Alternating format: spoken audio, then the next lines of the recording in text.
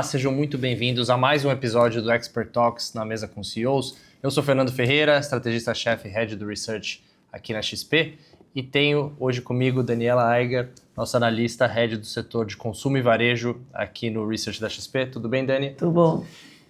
E com a gente tem o prazer de receber André Farber, que é o CEO da Guararapes, um dos grupos mais longevos e conhecidos de varejistas de moda no Brasil, de empresas de moda, mais de 300 lojas no Brasil, várias marcas bastante famosas, né, como é o caso da Riachuelo. E a gente está hoje aqui na nossa cidade maravilhosa, no Rio de Janeiro. Estamos durante a CEO Conference da XP aqui no Rio, com o prazer de receber mais de 80 empresas que estão passando aqui pela conferência, encontrando investidores institucionais aqui durante a conferência, e a gente pegou um tempinho do André aqui durante as reuniões para conseguir bater esse papo com a gente, falar com vocês, responder um pouquinho das perguntas de vocês. Tudo bom, André? Tudo ótimo. Obrigado por me receberem aqui, é um prazer. Obrigado por aceitar aqui bater esse papo com a gente. Queria começar, André, perguntando um pouco do seu histórico, né? Como é que um engenheiro químico de formação foi parar aí no mundo da moda? Enfim, conta um pouquinho para nós a sua trajetória. Já trabalhou em consultoria há bastante tempo, depois foi para moda, enfim. Você sabe que a vida ela é tão engraçada, né? Que as coisas a gente não espera. Eu sou filho de imigrantes, tanto do lado de pai como de mãe. O pessoal veio da Europa ali um pouquinho antes da Segunda Guerra e também um pouco depois da Segunda Guerra. Os meus avós tinham loja de roupa na José Paulino, para quem conhece São Paulo, Bom Retiro. E entre as minhas primeiras memórias de vida, tá eu na loja dos meus avós, no meio de costureira, em cima daquela a mesa de corte com as medições. Então, eu nasci muito no varejo de moda, e é uma das primeiras lembranças. A vida me levou a totalmente outros lugares. Eu fui estudar engenharia, fiz mestrado. A primeira parte da minha carreira, mais de 10 anos, foi muito focado em consultoria e estratégia. E dentro da consultoria de estratégia, mais ou menos há uns 20 e poucos anos atrás, eu comecei a me interessar muito por bens de consumo, varejo. Tinha uma vontade muito grande de me conectar ao consumidor, de trabalhar com marcas, de trabalhar com produto, que a gente criasse conceitos e levasse ideias e inovações para o consumidor. Então isso começou na consultoria, isso me levou a fazer vários projetos de varejo, de bens de consumo. Isso me levou a um relacionamento bem profundo com o Boticário, no final da década de zero, ali entre 2006, 2007, 2008, 2009, e eu acabei recebendo um convite para ir trabalhar no Boticário como executivo. Então, entre 2009 e 2010, eu fiz essa transição de carreira, há 15, 16 anos atrás, e aí eu tive uma vida longa também, de 11 anos no Boticário, desenvolvendo novas marcas, participei de algumas aquisições e terminei também gerenciando e sendo responsável pela marca Boticário. Toda a inovação, produto, canais, relacionamento com franqueados, loja, venda direta, e-commerce. Então foi uma grande escola para mim, tanto a consultoria como o Boticário. Acabei tendo a oportunidade de ser convidado para ser CEO da Dafit, que é um e-commerce de moda. E depois, na sequência, fui convidado para vir para Riachuelo há 2 anos atrás. E aí encontrei a minha infância de novo. Voltei ao varejo de moda, a estar no meio das costureiras. Nós na Guararapes, na Riachuelo, a gente é uma empresa bem complexa, tem muita coisa. A gente nasceu no Rio Grande do Norte, a gente tem uma fábrica gigante no Rio Grande do Norte, com mais de 10 mil funcionários, dos quais mais de 5 mil são costureiras, que na verdade foi o que eu vivi lá na minha infância, numa escala bem menor.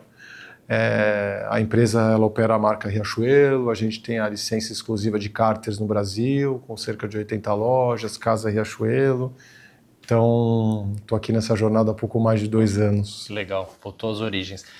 E o Grupo Guararapes é um grupo bastante tradicional, familiar e que está passando por um processo de transformação, né, desde a sua chegada. Você pode falar um pouquinho disso? Quais são suas prioridades nessa transformação? Enfim, de mudar de um management, né, mais familiar para um management, uma gestão mais profissional, enfim, um pouco das suas prioridades aí na sua chegada. Olha, a Guararapes é uma empresa que nasceu desde o seu dia 1 ali com o seu Nevaldo, com uma vontade muito grande de transformar, de criar possibilidades. Seu Nevaldo saiu com 12 anos do interior do Rio Grande do Norte do Sertão em busca de oportunidades e a vida inteira ele pensou em gerar emprego e dar oportunidade para as pessoas, porque ele tinha muita dificuldade em fazer isso. Então, sempre foi uma empresa familiar, sempre olhando para gerar oportunidade, para fazer acontecer e uma visão de longo prazo, com muito investimento, olhando para o Brasil de forma otimista, muito empreendedora. Recentemente a família decidiu que vamos trazer executivos de mercado, é o meu caso, então hoje o C-Level, né, o comitê executivo, ele é formado pelo André, com mais 11 executivos. Todos são profissionais de mercado, com ampla experiência em diversos setores. E foi uma transição bem natural. Acho que a família amadureceu para dizer, olha, é assim que eu quero fazer daqui para frente. Eu continuo com o lado bom da empresa familiar, que é uma visão de longo prazo, uma visão otimista, querendo gerar esse impacto no Brasil positivo. Mas eu quero fazer isso agora via um comitê executivo de pessoas profissionais. A gente, de certa forma, como empresa aberta, também temos ações e somos sócios da empresa, mas o controle é familiar. E eu estou muito feliz e vejo nossa dinâmica como muito positiva, porque a família me apoia muito, ela me dá toda a liberdade e apoio para construir esse futuro com visão de longo prazo. E ao mesmo tempo a gente tem uma estrutura profissionalizada de mercado, podendo atrair bons profissionais. Então, acho que a gente está hoje com o melhor dos dois mundos. Sem dúvida. E quando você fala que a empresa está em transformação, quais os principais pontos, assim? Olha, quando chegam novos gestores, no caso eu, assim, normalmente é uma transformação. Então, acho que a empresa está tem uma mudança muito grande de gestão do meu comitê executivo de 11 pessoas, 6 ou 7 estão na empresa há menos de 2 anos, então vieram depois de mim, então isso per se já é uma transformação. Essa transformação ela se dá em muitos pilares, acho que tem um pilar de a gente ser cada vez mais digital para trazer cada vez mais tecnologia para a empresa. Tem um pilar de a gente valorizar cada vez mais o conceito de criação de produto, de marca. Para isso a gente criou uma diretoria executiva de marketing. Tem um pilar de cultural, de respeitando muito a cultura da empresa e todos os valores. A gente está num processo de evolução cultural, que a gente dá o nome carinhosamente de nossos fios, que é a evolução dos próprios valores da Riachuelo. Então tem muita mudança, tem muitas evoluções de estratégia e também tem muita evolução cultural acontecendo nesse momento, dentro dessa transformação. E se eu puder fazer puxar um assunto, né? Eu lembro que quando você assumiu, você fez uma rodada com várias pessoas, né, para escutar um pouco da visão de fora e você trazendo uma visão de fora também, né? Então, assim, escutando um pouco de tudo. Quais foram suas principais oportunidades que você mapeou e também desafios nesse momento? Nossa, esse foi um processo muito interessante. Acho que pode ser rico para todo mundo. Assim, hoje eu ajudo algumas pessoas que estão começando. Como é que eu começo? O que eu faço? Olha, eu cheguei e falei, eu vou escutar. E eu vou vou abrir minha mente para aprender com as pessoas, para escutar os diferentes stakeholders. Então eu fiz mais de 100 conversas. Eu falei com todos os meus diretos, meus diretos, que aí dá 80. Eu falei com analistas de mercado, como a Dani. Eu falei com fornecedores, eu falei com clientes, eu falei com gerentes de loja, eu falei com colaboradores de loja. E dá para escrever um livro dessas notas das primeiras conversas, que são as conversas que eu fiz em abril, maio e junho de 2023. Eu começava todo dia 9 da manhã e ficava até todo dia 7h30 da noite. Almoçava na sala, fazendo 10 conversas por dia e anotando. Um processo muito rico que me deixou, tipo, aprender bastante escutando as pessoas. Foram muitos aprendizados, mas eu acho assim, primeiro, eu fui muito bem recebido, e uma empresa com muita vontade de fazer. Então, é uma empresa que estava babando para receber, tipo, alguém novo para realizar, para fazer. Então, aprendizado número 1, uma cultura muito permeável, com vontade de fazer. Acho que ao longo dos anos a empresa sempre quis fazer muita coisa e tinha uma reclamação, vamos dizer assim, gente, a gente precisa focar mais, a gente precisa fazer menos coisas, mais bem feito e ir até o final. Então, uma estratégia muito mais focada, isso me levou a fazer uma estratégia muito mais focada. Teve um aprendizado tinha uma falta de clareza, já indo mais técnico específico, uma falta de clareza do papel da nossa fábrica. E por que a gente ia ter fábrica e por que a gente vai utilizar ela. Então teve o entendimento dessa primeira falta de clareza, depois aonde poderiam ser os valores que a nossa fábrica traz para o negócio e a partir de então a gente utilizar a fábrica melhor. Então, uma série de aprendizados. E a forma que eu fiz também, eu fui recebendo e eu também fui compartilhando com as pessoas de uma forma bem democrática. Gente, estou trabalhando como se fosse um prefeito. Estou trabalhando há 30 dias, fiz já 60 conversas, listinha das pessoas e aprendi isso. Faz sentido para vocês? Tem alguma coisa que eu não estou capturando aqui? Por favor, me avisem, colocam, não é assim, né? Me procurem, colocam na caixinha de sugestões, porque eu estou no meu processo profundo aqui de entender a empresa, de entender aonde a gente é muito forte, as nossas oportunidades, e eu sempre fazia as perguntas para as pessoas assim, o que a gente não pode mudar? De jeito nenhum. E o que a gente precisa melhorar? E se você tivesse um pedido para mim fazer, qual seria o pedido? E até hoje eu gosto de fazer isso muito, principalmente com loja. Toda vez que eu vou em loja, eu pergunto assim, o que está muito bom e a gente tem que continuar fazendo, não pode mudar? Me fala, só para reforçar o positivo, o que não está bom, e se eu tivesse saído daqui com um pedido para te ajudar, o que eu faço? Eu tenho essa prática que eu faço sempre, todo mês, por exemplo, eu falo com as 10 gerentes das 10 lojas que cresceram mais na rede. E eu falo, contem pra gente o que vocês fizeram bem, que eu quero que vocês inspirem a todo mundo. Depois eu falo, o que a gente não pode mudar como empresa mais geral? O que não tá bom e o que vocês, cada um tem direito a um pedido. Então eu saio com uma caderneta com 10 pedidos, digitando no iPad. E é muito rico, assim, eu acho que as pessoas, quando elas chegam num lugar, obviamente elas veem uma necessidade muito grande de se provar, elas precisam chegar sabendo. E eu acho que da forma que eu vejo o mundo, é que ninguém nasce sabendo, que a gente tem que fazer questão de escutar as pessoas e de aprender com as pessoas, porque tem muito conhecimento ali, e que a gente, sim, quando é novo, pode se dar o tempo, não precisa chegar, tipo, como diria lá meu avô, esmirilhando, você pode fazer, e compartilhando as ideias, criando em conjunto, acho que você cria algo muito mais sólido de longo prazo. Então, acho uma forma de trabalho que cada vez eu estou mais convencido que só gera valor, que é muito positiva. E até puxando, então, tem vários desdobramentos que dá pra gente ter, mas o primeiro, mais do ponto de vista talvez da ponta, né, que você falou da loja, experiência do cliente é um pilar importante de vocês, né, que vocês estão focando. Aí, falando de loja, de produto, o que vocês têm feito? E também, assim, a gente vê um movimento da marca, assim, de realmente inovar, ser mais comunicativa, né, assim, o que vocês estão buscando com isso? Assim, onde vocês estão querendo chegar como marca e também como produto? Olha, eu vejo uma oportunidade muito grande no Brasil. O Brasil é um país que tem pessoas conectadas, digitalizadas, pessoas que têm vontade de viver, é um país que vibra. E eu acho que boas empresas e boas marcas têm que vibrar junto com a população, tem que ser marca que comunicam valores, que vibram junto. Eu acho que uma marca de moda tem todo o potencial de fazer isso. E eu acho que, assim, se comunicar, por isso que a gente está participando de festivais de música, é uma forma de você interagir com o consumidor, capturar valor, capturar ideias e do tipo, falar com as pessoas. Isso vale para tudo quanto todo meio de comunicação, redes sociais, tudo que a gente faz.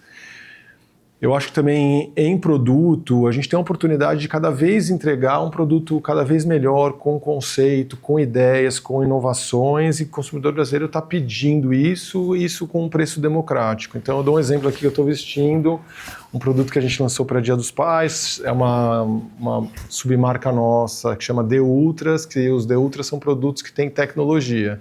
Então esse é uma camisa jaqueta que ela protege, ela repele a água, tem esse tecido mais tecnológico, que se você tomar chuva, a água não penetra. Então, a gente tem pensado também como a gente traz mais valor para o consumidor, como a gente traz inovação em produto, inovação em tecido, que torna a vida do consumidor melhor. Então, eu acredito piamente que tudo que a gente faz tem que ser para o consumidor.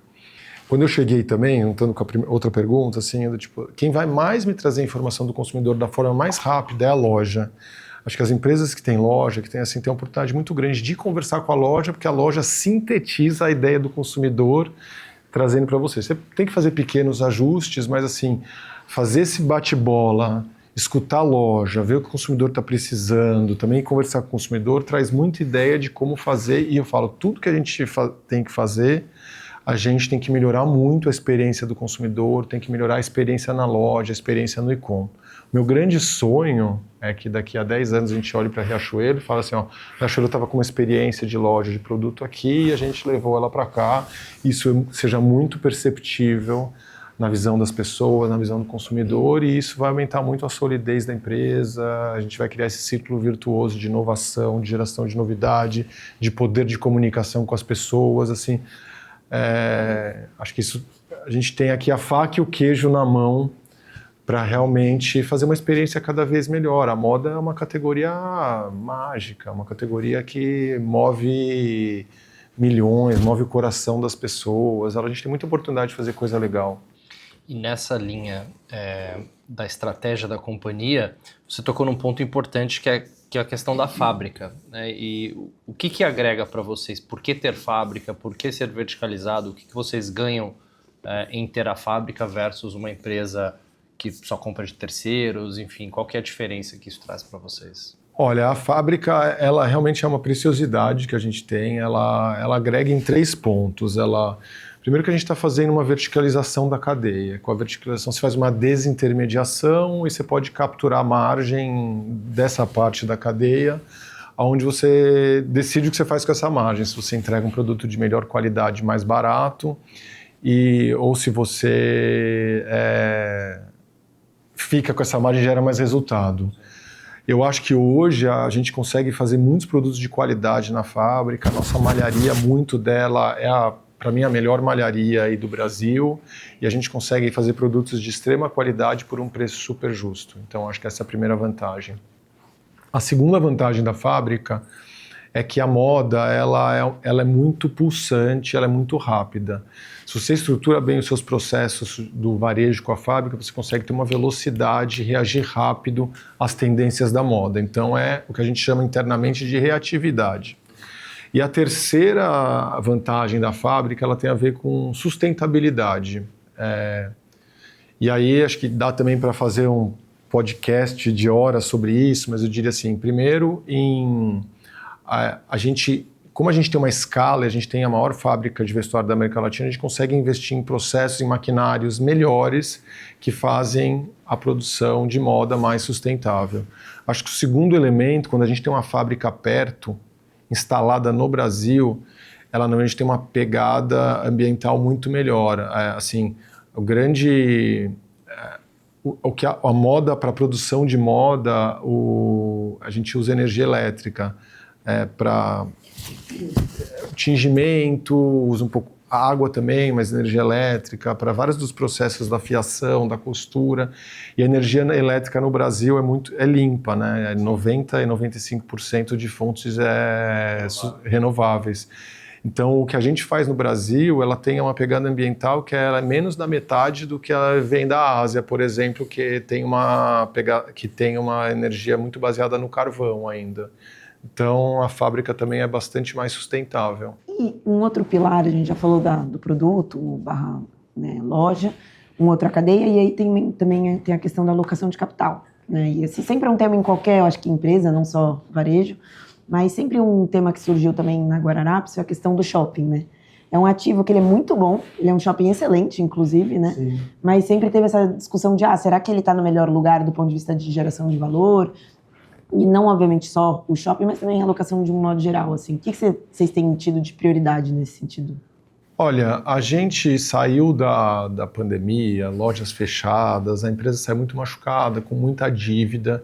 Então a gente trabalhou nos últimos 2 anos e meio para redução da dívida, para melhorar a estrutura de capital da empresa do jeito que ela era. Acho que o trabalho dos últimos 2 anos, ele desalavancou muito a empresa. A gente gerou praticamente 2 bilhões de reais em 2 anos. Isso fez uma redução brutal da dívida de mais de 2 vezes EBITDA para 0,4, 0,5. E a empresa agora está num momento que a gente está assim, desalavancado, com o nosso balanço muito saudável e bastante confiante em olhar para o futuro, olhando o core. Qual que é o core? A gente vê o core como moda e o core também como nosso negócio de serviços financeiros, que ele está muito linkado ao negócio da moda. A gente pode falar mais sobre isso. E a gente analisa oportunidades de os outros ativos que não estão no nosso core, o que a gente vai fazer com eles. Então a gente tem olhado, assim, discutido internamente qual é a melhor situação, o que a gente pode fazer. Estamos em pensamentos, assim. E aí, se puder conectar com a questão dos serviços financeiros, a Midway, né?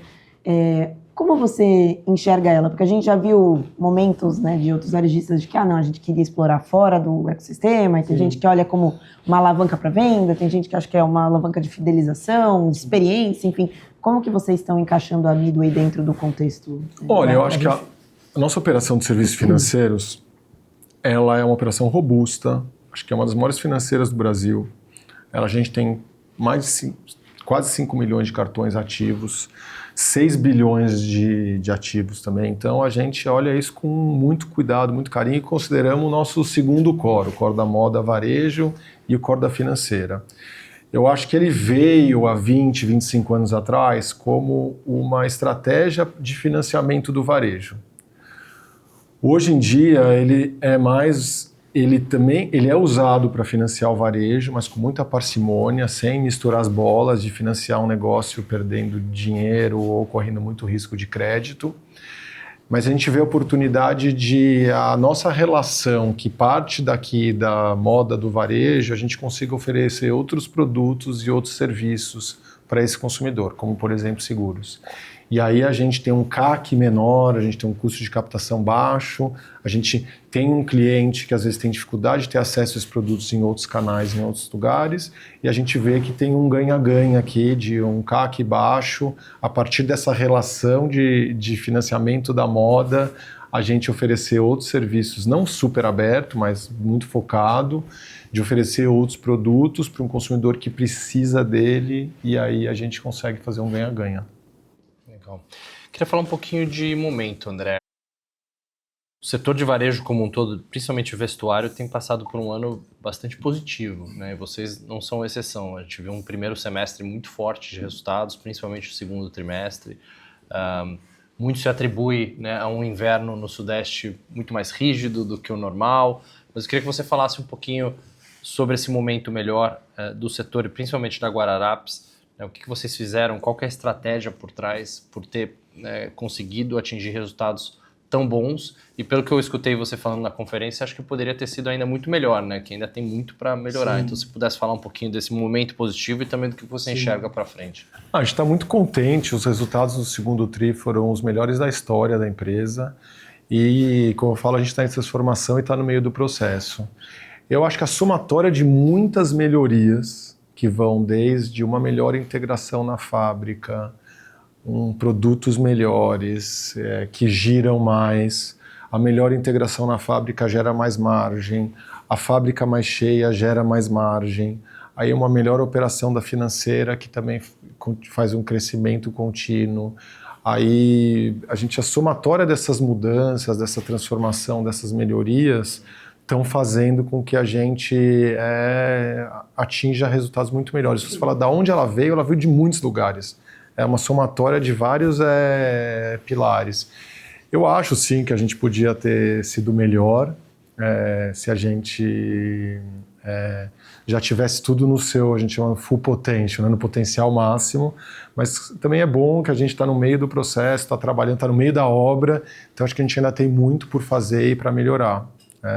Então tô otimista aí com... E vocês têm entregado melhoras consistentes de margem bruta, né? O que está por trás dessa melhora de margem? Mix, preço, enfim? Eu acho que é um pouco... São diversos fatores. Acho que quando você vende melhor, você gira mais, dá menos demarcação. Quando você compra melhor, que tem a ver com planejamento, você também faz menos demarcação. Quando você se planeja melhor, você vai precificar de uma forma mais estratégica. Quando você utiliza melhor a sua fábrica, você tem mais margem. Quando você usa mais a sua fábrica que tem margem melhor, você cria um efeito de mix de margem. Então, eu acho que a somatória de todos esses efeitos que a gente está no meio ainda, a gente ganhou no vestuário nos últimos 2 anos 4 pontos de margem. 3,8 para ser mais exato, segundo o TRI. E a gente ainda está num processo aí de trabalhar. Então... Você falou que você está meio na metade do caminho. A gente pode imaginar que é de fato metade, porque assim, até um ponto que chama atenção no último trimestre é que a nossa sensação é que vocês tiveram um discurso mais otimista, assim, olhando para frente. Apesar de todos estarem ainda vendo um cenário favorável do ponto de vista de consumo, por mais que tenha toda a dinâmica de juros elevados, ser um desafio, a gente realmente sentiu que você era o que estava com um discurso mais pujante, talvez. E talvez seja porque vocês estão fazendo tanta coisa, e tem tanta coisa trazendo efeitos, como se trouxe, que pode ser que ainda tenha muita coisa que a gente tenha por vir. Assim, quanto que você acha que ainda falta? Assim, você ainda acha que está no meio do caminho? Tem muito, tem pouco? É sempre difícil você dizer exatamente que parte você está do caminho quando você não sabe exatamente, né? Mas eu sinto que eu não estou nem na metade do caminho. Eu sinto que eu estou no começo e que tem muita coisa boa por vir. Eu acho que a empresa ela tem tantas coisas boas, tantos ativos poderosos, uma distribuição, uma fábrica, uma marca, marcas distintas. Eu acho que onde a gente está trabalhando, a gente vê que o resultado vem e a gente tem potencial de continuar gerando uma melhora contínua desse resultado. A gente não controla o macro, controla a economia, o que vai acontecer no Brasil, mas a gente controla o nosso micro, a gente controla o que a gente faz. E eu tenho sentido, tenho trabalhado em tantas melhoras dentro de casa que é difícil não ficar otimista, sabe? Obviamente pode variar em função do mercado, mas eu acho que assim, estou otimista mesmo. Espero não me frustrar. E até nesse sentido, de, enfim, olhando para frente, né, a gente tem visto muito a discussão, acho que agora ficou menos presente, mas da eventual voltar atrás o que chamam de taxação de blusinha, né, que no fim é a taxação de plataformas cross-border, no final das contas. E aí isso muito entra como um tema para vestuário, né, porque quem foi uma plataforma que ficou muito em evidência nesse sentido foi a Shein, que foi uma que opera mais especialista nesse segmento. Como que vocês enxergam, e até eu acho que comunicando um pouco com a estratégia de vocês, talvez na reatividade, talvez até endereçar um pouco o risco do player como ele executa, né? Mas se você puder trazer um pouquinho sobre isso. Olha, eu começo falando sobre esse termo, tá? Eu odeio esse termo, porque eu acho que ele é um termo que não reflete o tamanho desse problema e quanto ele é um problema de uma política de Estado. Para explicar um pouco melhor, assim, eu acho que as empresas pagam impostos, as pessoas pagam impostos, faz parte de você viver numa economia. Hoje, esse produto aqui, por exemplo, é um produto que vem de fora do Brasil, da Riachuelo. Ele vem num container. O container ele paga, quando chega no Brasil, 35% de imposto de importação, imposto de importação. Depois, em cima dele, entra ICMS e depois PIS/COFINS. ICMS ele varia entre 18% a 25%, dependendo do estado. E o PIS/COFINS, se não me falha a memória, é 11% a 25%. Esses impostos incidem em cadeia. Na média, este produto aqui paga de 80% a 90% de imposto. Como um produto que vem via e-commerce pode pagar 20% de imposto de importação, não pagar PIS/COFINS, começar a ser cobrado ICMS recentemente, na maioria dos casos em 18%, então dá um imposto de 40% versus quem paga traz 80%, 90%. E a gente achar que estão taxando de fora e protegendo o nacional. Por isso que eu falo, a taxa das blusinhas é uma das maiores enganações que foi criada para o público brasileiro. Ela, na verdade, ela tá dizendo que parece que tem uma taxa que protege as empresas brasileiras, mas ao contrário, na verdade, é uma taxa que protege as empresas estrangeiras, muito particularmente as empresas chinesas. Então, é uma taxa profundamente injusta e que não existe igualdade tributária dentro do Brasil. Por causa disso, prejudicando quem está instalado aqui. Então, você muda o tom de voz, né? Porque eu acho que a gente precisa ser claro. Eu acho que o povo e a população não está bem educada, não entende bem o que isso significa. O quanto essa taxa é injusta, para ser justa, ela precisava ser maior e precisava cobrar o PIS/COFINS ainda. Então, para ela ser justa, ela precisava ser de 50%. Gente, é um fato, não briguem com o André.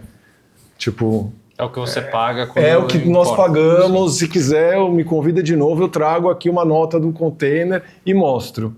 E trago tudo da receita, como a gente paga, etc. Então, esse ponto número 1. Ponto número 2 sobre o nosso negócio. A gente tem 8 trimestres consecutivos de crescimento e essa taxa do cross-border, ela começou só há 1 ano atrás. Então, a gente já vem numa melhora contínua de proposta de valor de oferta, que o crescimento a gente julga que ele é independentemente do aumento da taxa do cross-border.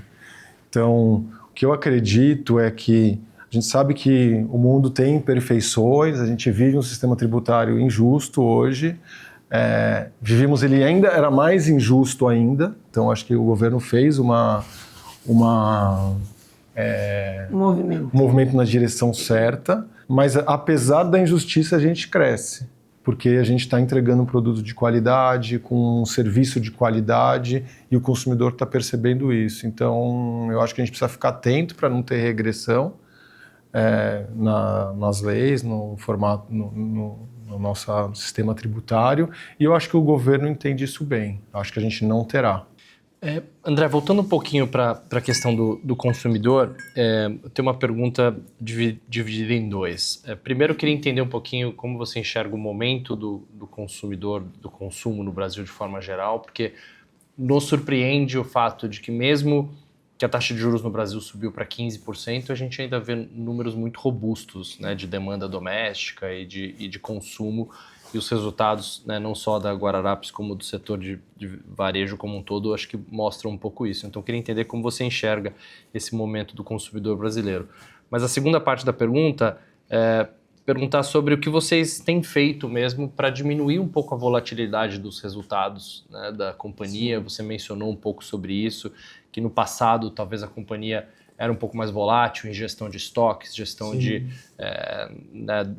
dos lançamentos, etc., que vocês querem ter uma companhia com resultados mais consistentes ao longo do tempo, né? Então, se puder separar essas duas frentes. Sobre o consumidor e a economia. Eu sou engenheiro, mas navego no consumidor aqui há muitos anos, então formo a minha opinião. Vocês são os economistas, não? Mas assim, eu acho que a gente, por um lado, tem a taxa de juros alta, mas ela afeta a economia, a gente sabe, mas também a gente está vivendo uma situação de baixo desemprego, acho que uma pressão nos aumentos de salário e a população, acho que com uma renda melhor. Então, acho que esse, para mim, é o efeito que gera o benefício para as empresas de consumo como as nossas. Então, eu acho bom também, né, do ponto de vista social, que as pessoas estejam... que a economia esteja funcionando e que exista um emprego, e isso acaba gerando um efeito positivo. Eu acho que se a economia destravasse os juros, melhoraria ainda muito mais, né? Mas isso aí depende de outros fatores, que a gente não vai entrar aqui agora. Acho que a segunda pergunta é sobre nossa performance ao longo do tempo e se a gente tem as variações, né? Eu acho que a gente, seja pelo mercado, seja pela própria gestão, a gente teve algumas variações de resultado ao longo do tempo, até antes da minha chegada, que também impostas pelo mercado, como o fechamento das lojas, mas eventualmente por a gente, em determinados momentos, talvez não pensar que o mundo podia piorar e aí não se proteger. Então, a gente está olhando agora muito para criar um negócio sólido de longo prazo, que acho que sempre foi feito isso, mas também imaginar que em alguns momentos a economia pode não andar tão bem. Então vou dar um exemplo bem específico do que a gente está com uma política de concessão de crédito na nossa negócio de serviços financeiros bastante conservadora e ao mesmo tempo a gente ao longo do último ano, apesar de ter resultados incríveis e os melhores da história, a gente aumentou o índice de cobertura. Então, o aumento do índice de cobertura, ele faz que se tiver em algum momento alguma balançada no mercado, aumento de inadimplência, a gente está protegido. Para quem talvez não conheça esse índice tão bem, é um índice que você é uma proteção da sua carteira de crédito, que se você tiver inadimplência, você vai lá e recompõe ela.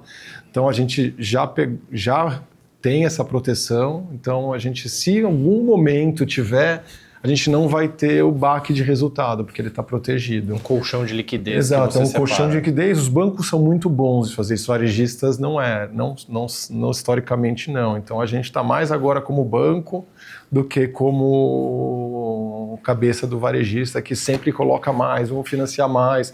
A gente não está financiando mais, a gente está instável, nossa carteira, e ao mesmo tempo a gente está criando um colchão de liquidez maior. E aí a gente pode pegar isso para vários elementos da nossa estratégia.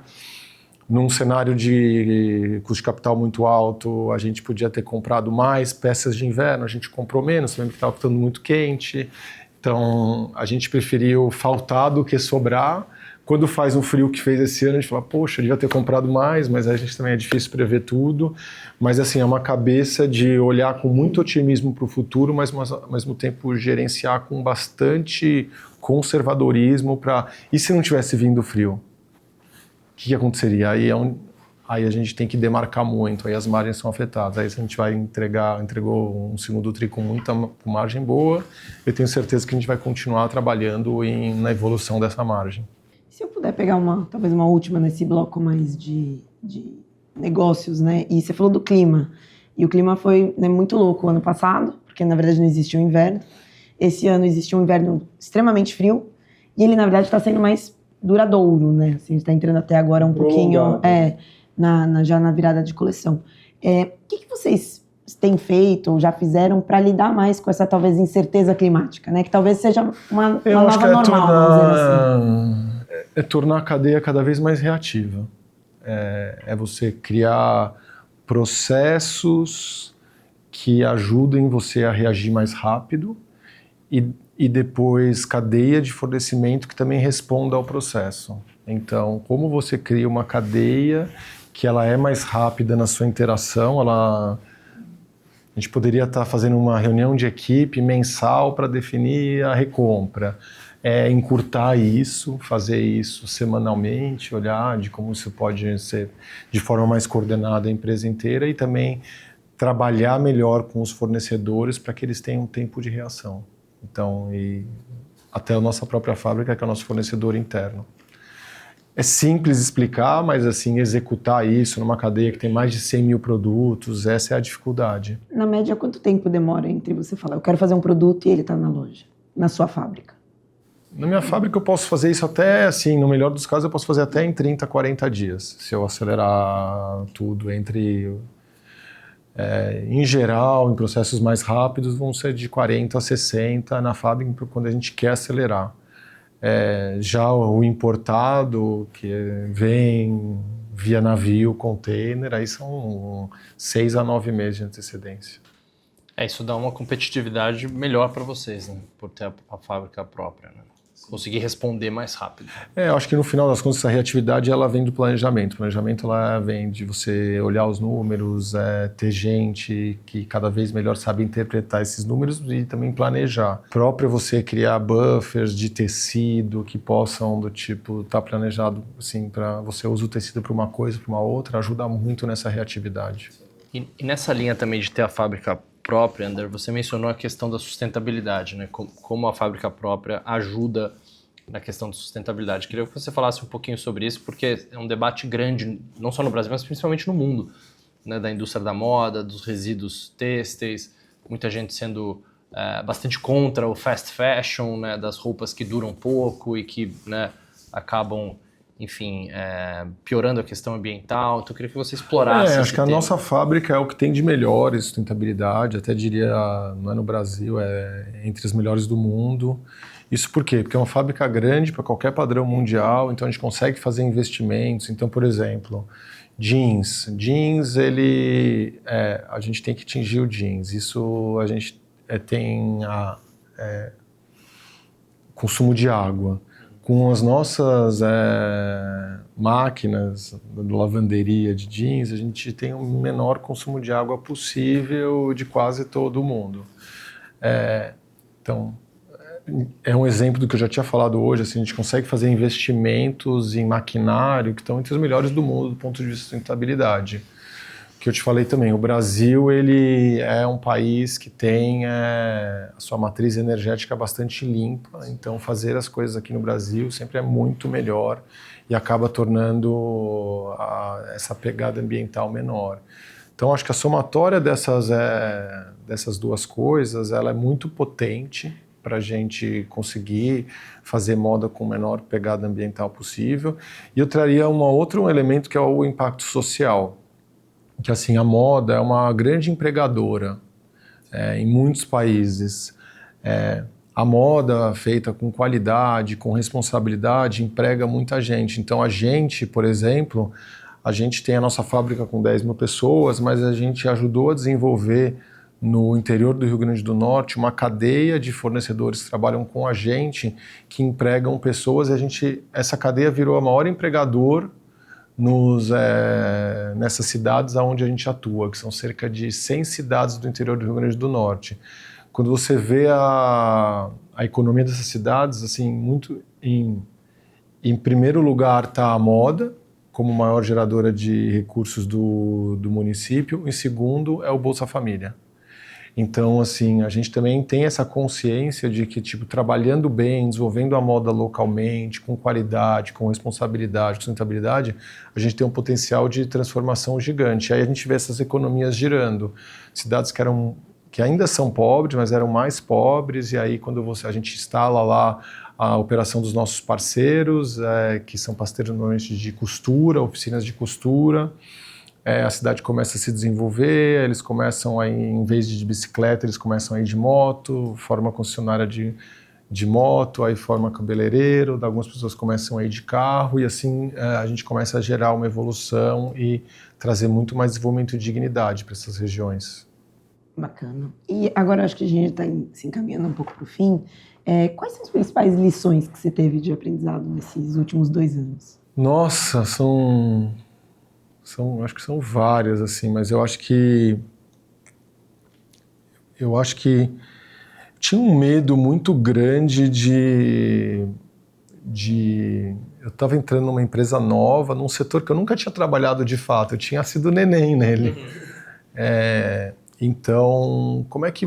E o mundo estava falando muito mal desse setor quando eu entrei. Mas eu tinha uma intuição, assim, alguma coisa que me dizia que tinha uma oportunidade. E também tudo que eu olhava e analisava me levava a que tinha oportunidade. Era uma mistura de uma parte que eu não conseguia explicar com uma parte que eu conseguia explicar. Então, acho que a primeira lição, assim... Confie no que você acredita, assim, sabe? Confie na sua intuição, confie no que você está vendo, não se deixe levar pela barulheira da externa. Acho que é uma lição. Acho que, segundo, só corrobora assim, o que eu tento viver como um valor de humildade, de aprendizado, de que, tipo, trabalhe com as pessoas, que isso gera resultados muito potentes. Então eu vejo que é difícil dar errado quando você chega... Você pode ter problema, mas se você chega escutando, construindo junto, você acaba conseguindo gerar transformações positivas.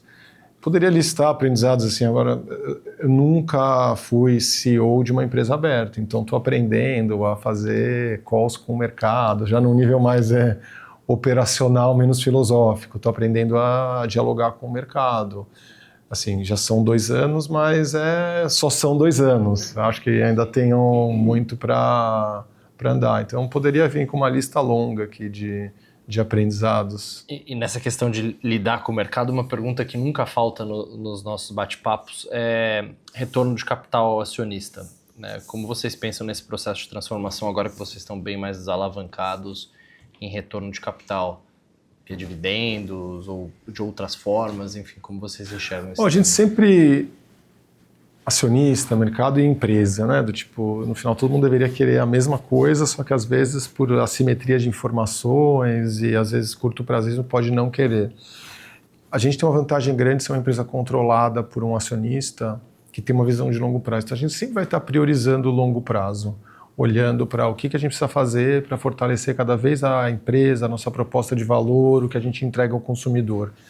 Isso é o principal e inegociável.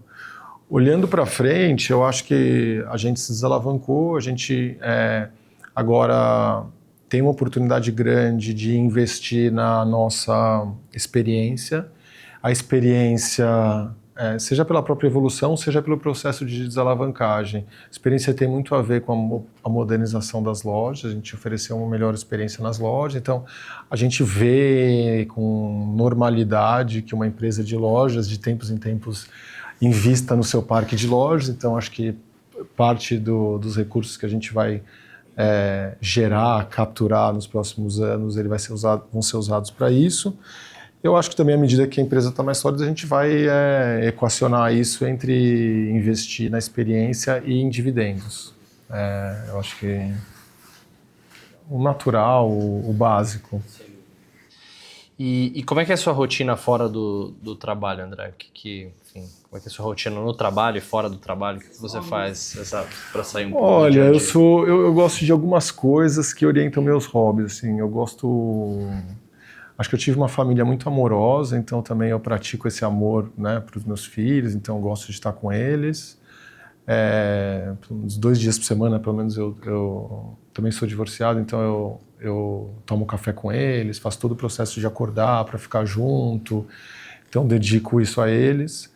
Eu sou muito ligado a esporte, sempre fui, então também tento ter uma rotina de esporte, porque gosto mesmo, e me faz bem, e me ajuda a ser um executivo muito melhor.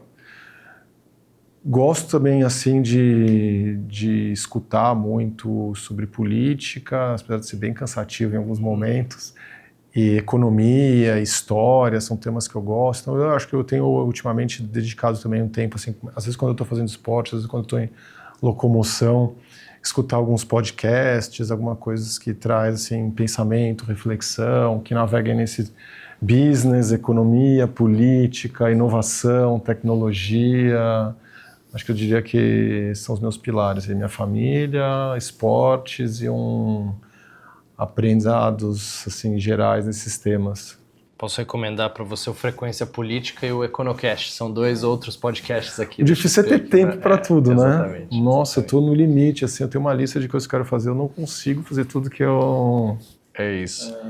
E alguma recomendação de livro ou algum streaming que você tem visto que assim, Olha, eu tenho um livro assim que eu gosto muito, que é um livro assim que eu acho que representa muitas das coisas que eu acho que é importante assim na vida, que é um livro de uma pessoa que nasceu na Somália, uma mulher que chama Ayaan Ali Arsi, que chama Infidel, que ela nasceu num campo de refugiados na Somália.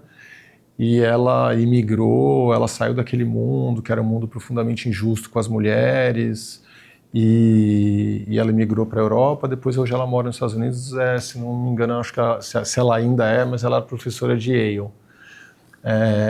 Então ela conta essa saga de injustiça, e eu acho que o mundo tem que ser justo, acho que as mulheres têm que ter direitos iguais. Depois ela fala muito dessa pessoa que realmente, se tem sonho, tem fibra, vai atrás. E essa menina conseguiu sair de um campo de refugiados na Somália para ser professora de Yale. Então, eu acredito muito também nisso, de a gente, no mundo justo, mas também no mundo onde as pessoas que têm essa resiliência, que têm um sonho, consigam realizar. Eu acho essas histórias são lindas, assim. Então, é um livro que já é um livro mais velho, mas que me inspira muito e que eu sempre gosto de recomendar, presentear. É um livro super bonito. E eu tenho escutado bastante, assim, um podcast também tem, os podcasts são gigantes, né? Então, mas chama All In. Eu escuto, porque aí fala um pouco de tecnologia, que eu acho que a gente tem que estar ligado, fala um pouco de política mais americana do que brasileira, porque também já se lá dá um pouco a gente sofre um pouco menos, né? Política mundial, fala de assuntos variados também, então acho que me ajuda também a escutar de outros assuntos, de estar um pouco conectado com outras ideias. É um dos podcasts mais escutados nos Estados Unidos, o All In. É muito bom. Eu escuto dois, na verdade, muito. Assim, eu escuto o All In e eu escuto... Na verdade, é um programa da HBO que eu escutava com meu pai já faleceu. Meu pai adorava, é meio que uma coisa meio... Afetivo. Tem um pouco afetivo, mas eu também gosto. Que chama Real Time with Bill Maher. Que é um cara que é meio um comediante, ele fala um monte de temas, política, costumes, ele está sempre... Então eu escuto esses dois podcasts dos Estados Unidos, assim, que acho que tem um conteúdo de qualidade. Teria outros, às vezes eu baixo, eu escuto alguma coisa, mas não dá tempo mesmo de... Hoje eu voei para cá, né? A gente está no Rio, eu moro em São Paulo, eu parte do avião estava escutando o All In, mas aí é uma geração de conteúdo gigantesco, assim, você não consegue... É isso. Tenho usado, assim, até você fica sabendo se é bom ou ruim, né? Mas tenho usado muito inteligência artificial para, às vezes, pegar um conceito complexo e trazer uma verdade. Então, assim, me fala sobre o que você acha desse assunto. Aí, uso muito por voz o Grok.